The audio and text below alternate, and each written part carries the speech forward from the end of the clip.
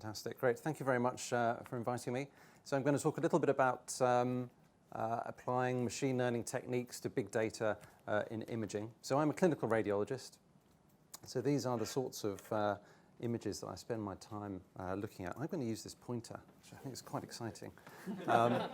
So the enemy is here, here, and here. So these are just examples of cardiomyopathies. So this is just one relatively narrow indication, but just an example of some of the images that we get from cardiac MR. So some of these are inherited. This is hypertrophic cardiomyopathy. So this is one of the most common causes of sudden death in adults. This is dilated cardiomyopathy, for instance, most common cause of heart transplantation. Here's a right ventricular type of cardiomyopathy, again, another cause of sudden death.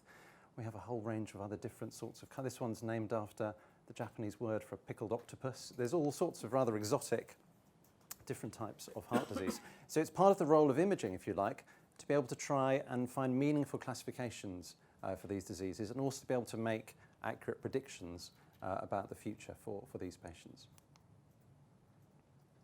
So if we take this is dilated cardiomyopathy, for instance, so an enlarged heart. And we know it has a genetic basis, it has an environmental triggers as well.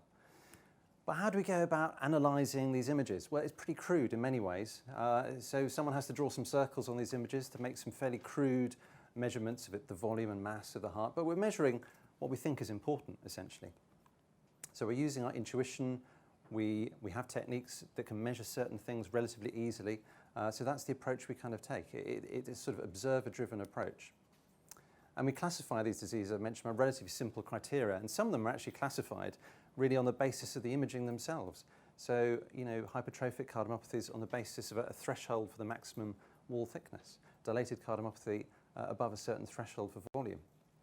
Again, is that the most effective way of doing it? I think probably not. And the risk stratification, again, based on relatively simple features that we can measure from the images, mainly driven by what we can measure easily and what we think a priori is important to measure. Okay, so this is my view about how we might do things better. And of course, with cardiac imaging, we've got a little bit more, we've got an extra dimension to our data compared to other imaging tasks. So all of the interesting information is not just in the geometry and structure of the heart, it's in its motion and how that is different. So we want to be able to objectively quantify the structure and motion of the heart and do this at scale and do it in a reproducible way. As Harry mentioned, we want to move away, I think, from these kind of rather classical labels that we apply to patients with heart failure and so on, because we know it's not one disease, it's many diseases, and we really want an approach in which we can classify these in a much more meaningful way that's more relevant for their treatment and their outcome. And also, I think we want to use much more data-driven ways of making predictions about patients. Patients want accurate predictions.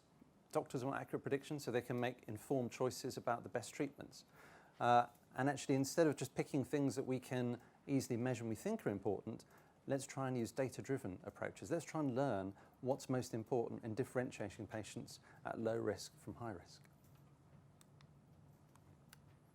So for instance, I hope you see this okay. This is an example of a patient with right-sided heart failure. So this is a disease called pulmonary hypertension. Now traditionally, we rely on a very simple number, the ejection fraction. So this is just the percentage of blood that's ejected by the heart during each contraction.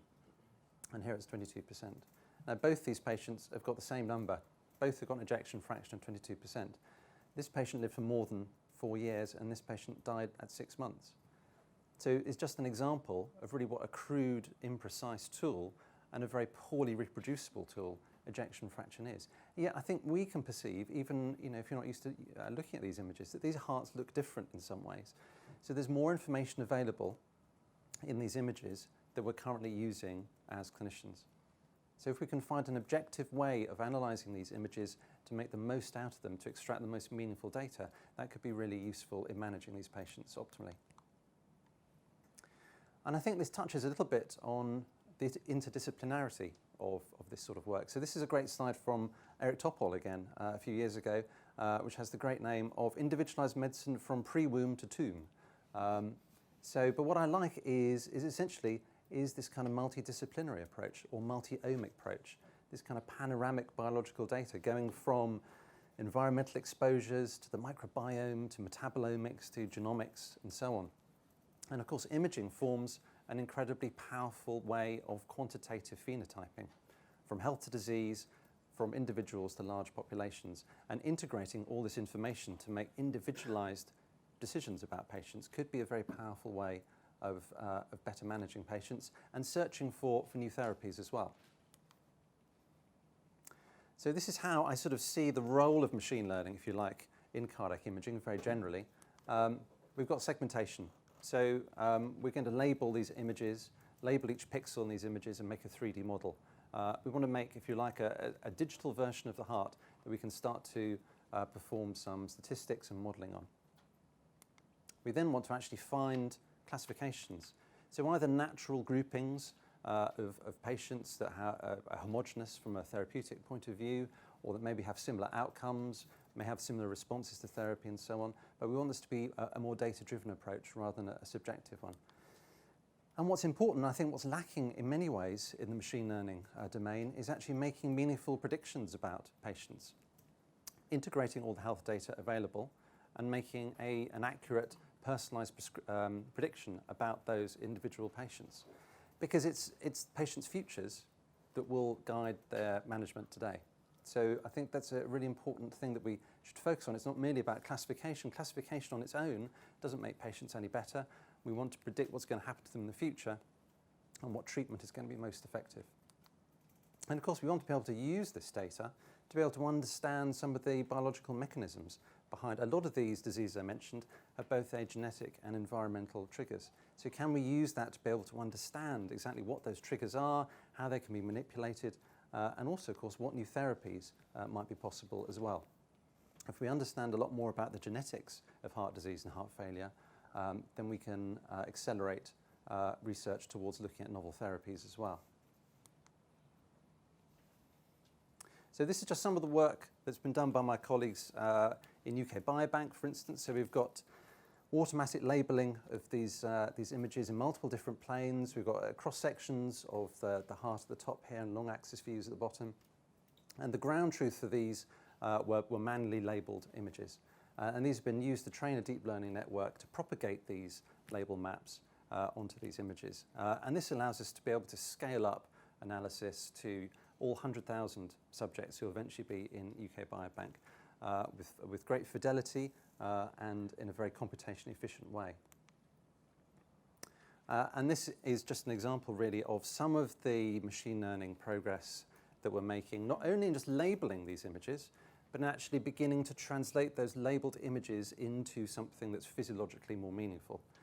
So here I won't go into details in this network, but the gist is that it's taking those label maps and it's also aligning those images as well. So we can put them into a sort of 3D atlas space. We can put them into a coordinate space that we can start to do some modeling on them. So we can compare between health and disease. We can compare, look at within population variation, for instance.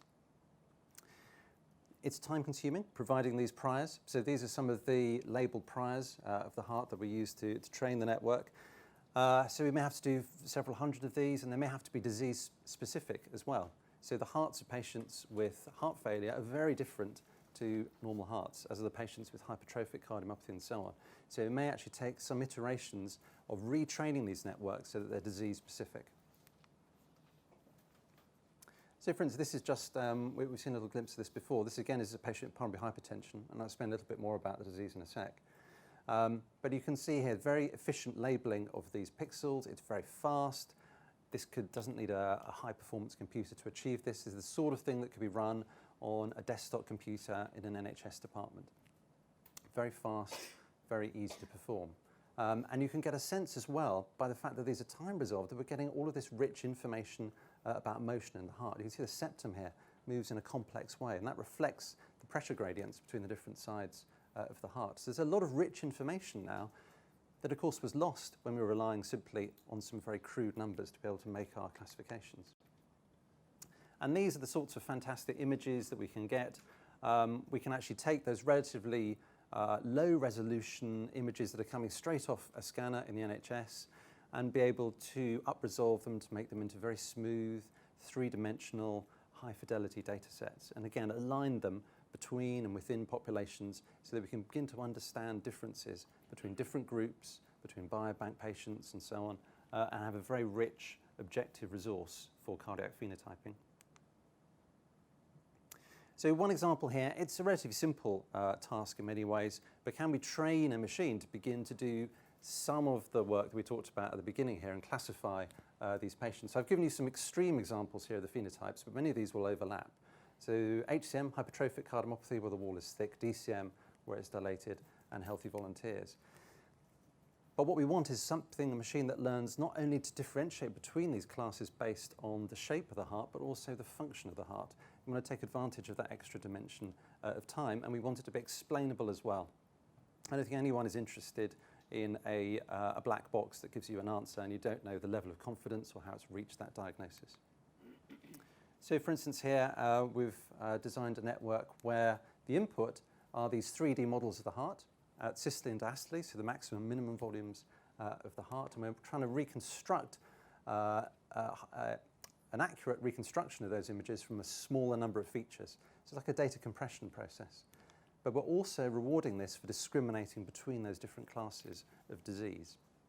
So like all forms of deep learning, really, it's a form of image compression, of data compression. And the nice thing is that this approach also gives you some insight into the features that are useful in driving that classification. So for instance here, we've grouped these patients now by healthy volunteers down here, the hypertrophic patients up at the top, and the dilated cardiomyopathy ones in the bottom left-hand corner. And we can actually move around this feature space. So these aren't real patients exactly, but they allow us to see what it would be like to move from having a healthy heart to having dilated cardiomyopathy. And we can see, of course, the heart gets bigger. And we can move down to hypertrophic cardiomyopathy. These are end diastole and end systole. So we're moving along this purple line from health to disease. We've got these synthetic data sets, if you like, that show us what this feature space represents, what the differences are as we move from a healthy class to a disease class. And I think this is very useful in terms of explaining to doctors, explaining to patients, so they have some confidence about how the machine has reached that decision.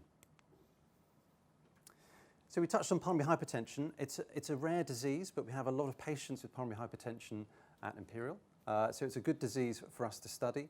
But if you like, it's a bit of a proxy for heart failure in general. But we have a lot of patients at the Hammersmith with this disease.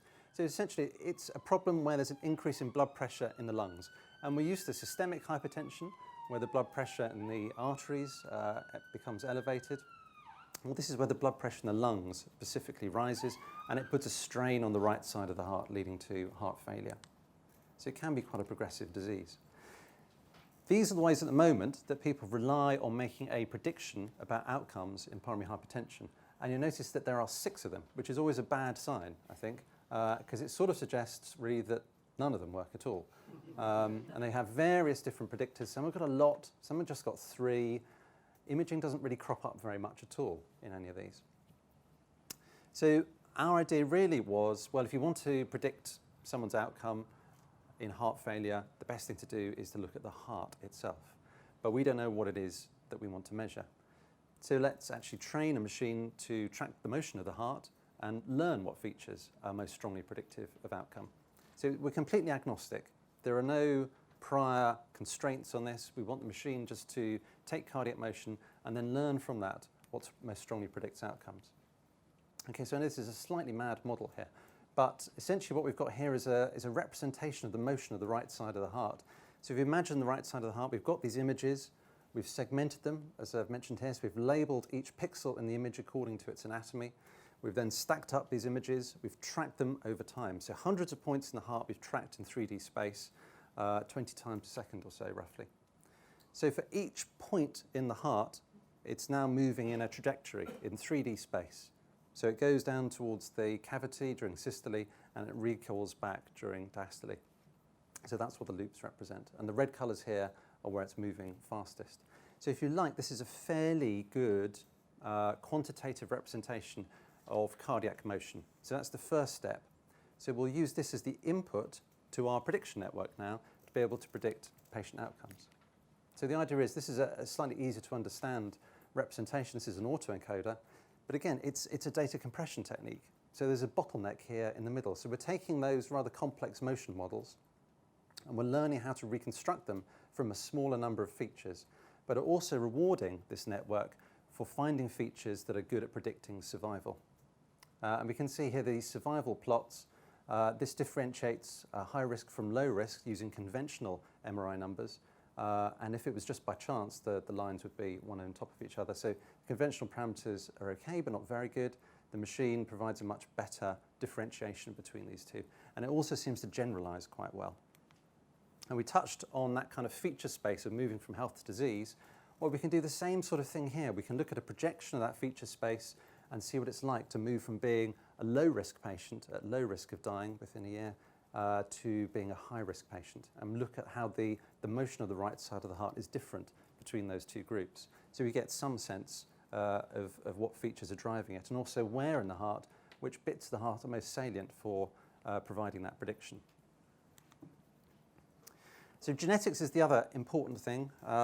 So the great thing, I think, about some of this work is that actually we can begin to understand the heart as an integrated piece of engineering. Okay, we're not trying to reduce it down to its mass and its volume, essentially, because that's not how genetics are going to work, right? They're going to work on making the heart into an efficient piece of engineering. That's what it be.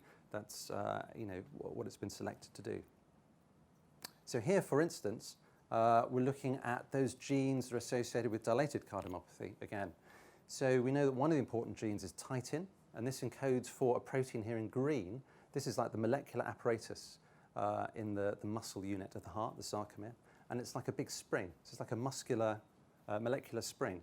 So if you have variants in this gene, it will change the properties of that spring and essentially change the stiffness of the heart. So that's associated in about 20% of cases of dilated cardiomyopathy, but we know about 1% of the population are also walking around with these variants, but they don't seem to have heart disease. So our question was, well, that's quite a big number if you multiply it up, right? 1% of the population. Actually, are their hearts different in some way that we can't really perceive ourselves? And the answer is yes. So we scanned 2,000 or so healthy people, no history of heart disease. We've used high-resolution imaging to try and help us solve this problem. We've taken all the images and aligned them into an atlas space, and we've looked at the effect of having one of those variants on the geometry of the heart. The redder the colours here, the stronger the effect size of having that variant on the size of the heart. Sorry. So actually, so about 1% of people actually have hearts that are slightly different if they're carrying this variant. And that's probably important because their heart in some way is sort of primed to fail. If they have one other environmental trigger or some other genetic trigger, that may be enough to tip them into heart failure. So one thing I briefly want to talk about was therapies as well. So we've talked about looking at the effects of genes on the heart, but we can look at the effect of other things too, and particularly metabolites. So we can look at metabolomics, for instance. So there was some previous work that found biomarkers, circulating biomarkers that were associated with a poor outcome in pulmonary hypertension. So what we did was then try and discover if they reflect how the heart actually physiologically adapts to that increasing pressure that's put on the right side of the heart. So we've used some of the automated segmentation I mentioned. We developed some 3D cardiac models from those, and we actually mapped out the wall stress, so like a material property of the stress that the right heart is under, and then looked at the strength of effect between the concentration of those circulating biomarkers and the levels of wall stress in the heart. So we came up with two particular circulating biomarkers. You notice the effect size is in opposite directions, and that's good because that matches the effect size on survival as well. So one goes down, one goes up. But this substance here is actually already being used in animal models to reverse pulmonary hypertension. And this one, N2-DMG, we know is related to dysfunctional energy metabolism. So we can begin to look at potential pathways and biomarkers that are useful in actually understanding the biology of disease that wouldn't be possible if we just relied on very crude approaches to phenotyping. So this again, just to perhaps re-summarize what we can do. So we can segment these images, and that's the objective here is to capture these complex structural and motion phenotypes, because we believe that's what's going to be under selection pressure, that's what's going to be meaningful to measure.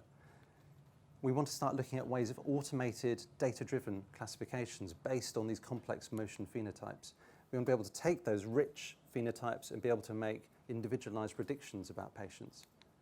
And we will also want to be able to begin to understand some of the mechanisms that underlie the development of heart failure, that underlie the interaction between our genes and environment in developing cardiomyopathy, and actually look at scale, and particularly Biobank offers this fantastic opportunity with whole exome sequencing to be able to look at scale at the association between genetic variants, particularly loss of function variants, and different cardiac phenotypes that may give us some insights into new potential therapies.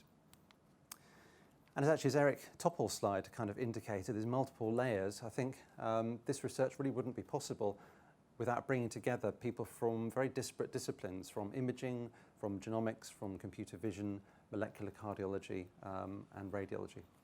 So I'd like to thank everyone who's worked on this work, and thank you all for listening.